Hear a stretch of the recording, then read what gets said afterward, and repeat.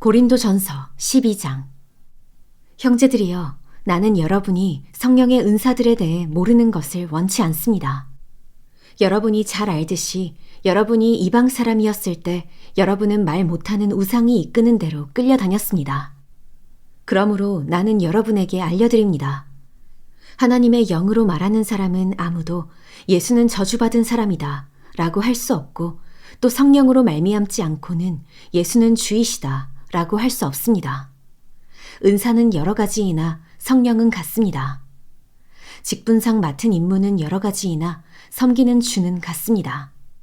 사역은 여러 가지이나 모든 사람 안에서 모든 일을 행하시는 하나님은 같습니다. 각 사람에게 성령을 나타내시는 것은 성도 공동의 유익을 위한 것입니다. 어떤 이에게는 성령으로 지혜의 말씀을 주시고 어떤 이에게는 같은 성령으로 지식의 말씀을 주십니다.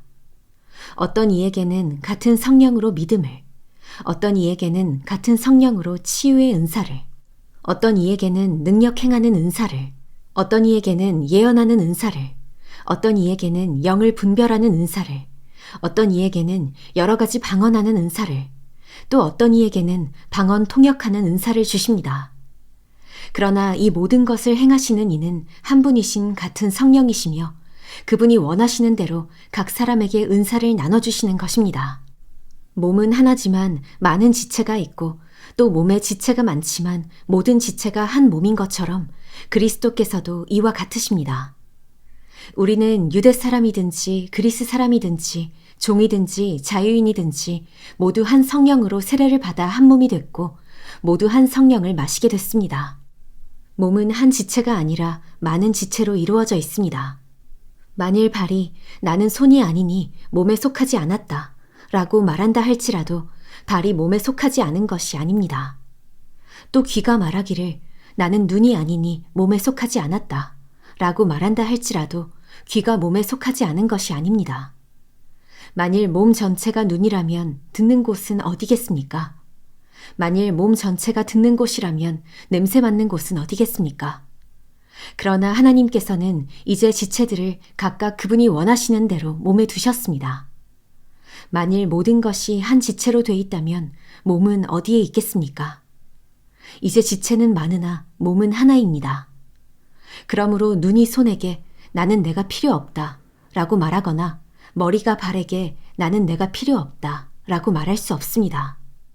이뿐 아니라 더 약해 보이는 몸의 지체들이 오히려 중요합니다. 그리고 우리가 몸 가운데 덜 귀하다고 생각되는 지체들을 더 귀한 것으로 입혀주어 우리의 볼품없는 지체들은 더 큰 아름다움을 갖게 됩니다. 우리의 아름다운 지체들에게는 그럴 필요가 없습니다. 하나님께서는 몸을 고르게 짜맞추셔서 부족한 지체에게 더 큰 존귀를 주셨습니다. 그리하여 몸에서 분열이 없게 하시고 지체들이 서로 돌아보게 하셨습니다. 만일 한 지체가 고통을 당하면 모든 지체가 함께 고통을 당하고 한 지체가 영광을 얻으면 모든 지체가 함께 기뻐합니다. 여러분은 그리스도의 몸이요 또한 그 몸의 지체입니다.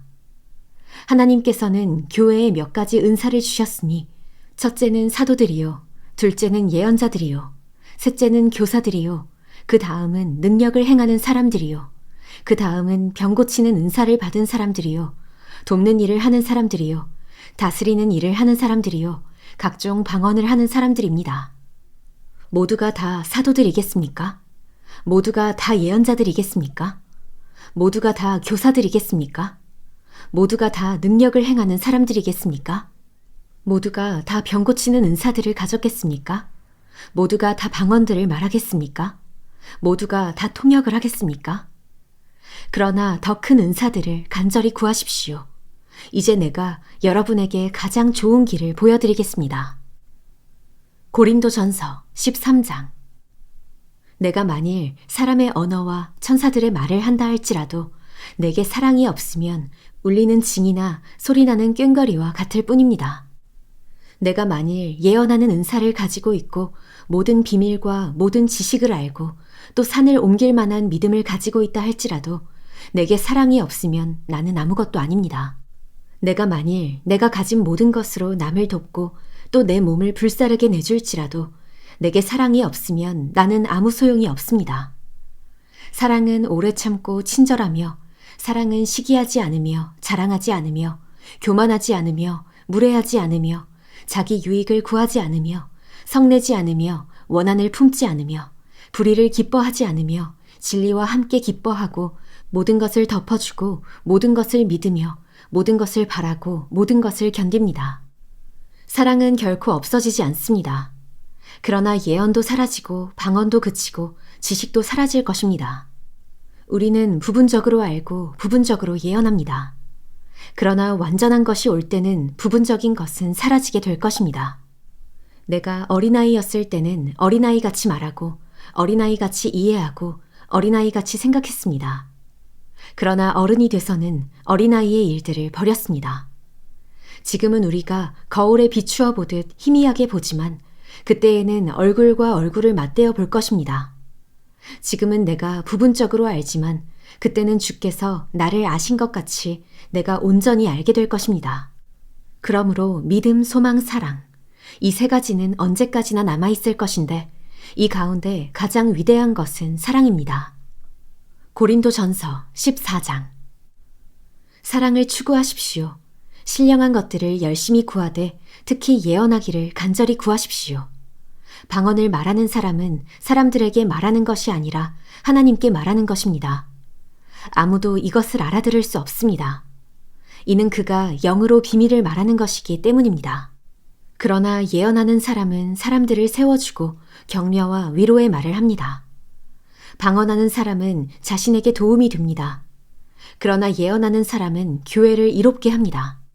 나는 여러분이 모두 방언을 말하기를 원하지만 그보다도 예언하기를 더욱 원합니다. 누가 방언을 통역해 교회를 이롭게 하지 못한다면 방언하는 사람보다 예언하는 사람이 더 훌륭합니다. 이제 형제들이여, 만일 내가 여러분에게 가서 방언만 하고 계시나 지식이나 예언이나 가르침을 전하지 않는다면 여러분에게 무슨 유익이 있겠습니까? 필이나 수금같이 생명이 없는 악기가 소리를 낼 때도 각기 뚜렷한 소리를 내지 않는다면 피리를 부는 것인지 수금을 타는 것인지 알 수 없지 않습니까? 또 나팔이 불분명한 소리를 낸다면 누가 전투를 준비하겠습니까? 이와 같이 여러분도 혀로 이해할 수 있는 말을 하지 않는다면 그 말을 어떻게 알 수 있겠습니까? 여러분은 허공에 대고 말하는 격이 될 것입니다. 세상에는 수많은 종류의 말소리가 있으나 뜻이 없는 말은 하나도 없습니다. 그러므로 만일 내가 그 말의 뜻을 알지 못한다면 그 말하는 사람에게 나는 외국 사람이 되고 그 말하는 사람도 내게 외국 사람이 될 것입니다. 이와 같이 여러분은 성령의 은사들을 간절히 원하는 사람들이니 교회를 위해 더욱 풍성하게 받기를 구하십시오. 그러므로 방언을 하는 사람은 통역할 수 있기를 기도하십시오. 만일 내가 방언으로 기도하면 내 영은 기도할지라도 내 이성은 이해하지 못합니다. 그러면 어떻게 해야 하겠습니까? 나는 영으로 기도하고 또한 이성으로 기도할 것입니다. 내가 영으로 찬미하고 또한 이성으로 찬미할 것입니다. 만일 그렇지 않고 여러분이 영으로만 감사한다면 은사를 받지 못한 사람은 여러분이 무슨 말을 하는지 알지 못하는데 어떻게 여러분의 감사에 아멘 할 수 있겠습니까? 여러분이 감사를 잘했다 할지라도 다른 사람에게는 도움이 되지 못합니다. 내가 여러분 모두보다 방언을 더 많이 함으로 하나님께 감사를 드립니다. 그러나 나는 교회에서 사람들을 가르치기 위해 방언으로 1만 마디 하는 것보다 깨달은 이성으로 5마디 말하기를 원합니다. 형제들이여, 생각하는 데는 어린아이가 되지 마십시오. 악한 일에는 어린아이가 되고 생각하는 데는 어른이 되십시오. 율법에 기록되기를 내가 방언을 말하는 사람들의 혀와 외국 사람의 입술을 통해 이 백성에게 말할지라도 그들은 내 말을 듣지 않을 것이다 라고 했습니다. 그러므로 방언은 믿는 사람들을 위한 것이 아니라 오직 믿지 않는 사람들을 위한 표적이며 예언은 믿지 않는 사람들을 위한 것이 아니라 믿는 사람들을 위한 것입니다. 그러므로 만일 온 교회가 모여 모두 방언으로 말한다면 은사를 받지 못한 사람들이나 믿지 않는 사람들이 들어와서 듣고 여러분에게 미쳤다고 하지 않겠습니까? 그러나 만일 모두가 예언을 하면 믿지 않는 사람들이나 은사를 받지 못한 사람들이 들어와서 듣고는 모든 사람에 의해 잘못을 질책받고 심판을 받아 그 마음속에 숨은 것들이 드러나게 됩니다. 그래서 그들은 엎드려 하나님을 경배하며 참으로 하나님께서는 여러분 가운데 계십니다. 라고 인정할 것입니다. 형제들이여, 그러면 어떻게 해야 하겠습니까? 여러분이 모일 때 각각 찬송도 있고 가르침도 있고 방언도 있고 계시도 있고 통역도 있으니 모든 것은 교회를 이롭게 하기 위해 하십시오. 누가 방언을 하려고 하면 두 사람이나 혹은 세 사람 정도가 말하되 차례대로 하고 한 사람은 통역을 하십시오. 만일 통역할 사람이 없다면 교회에서는 잠잠히 있고 자신과 하나님께만 말하십시오. 예언하는 사람은 둘이나 셋이서 말하고 다른 사람들은 그것을 분별하십시오. 만일 앉아있는 다른 사람에게 계시가 내리면 먼저 말하던 사람은 잠잠히 계십시오.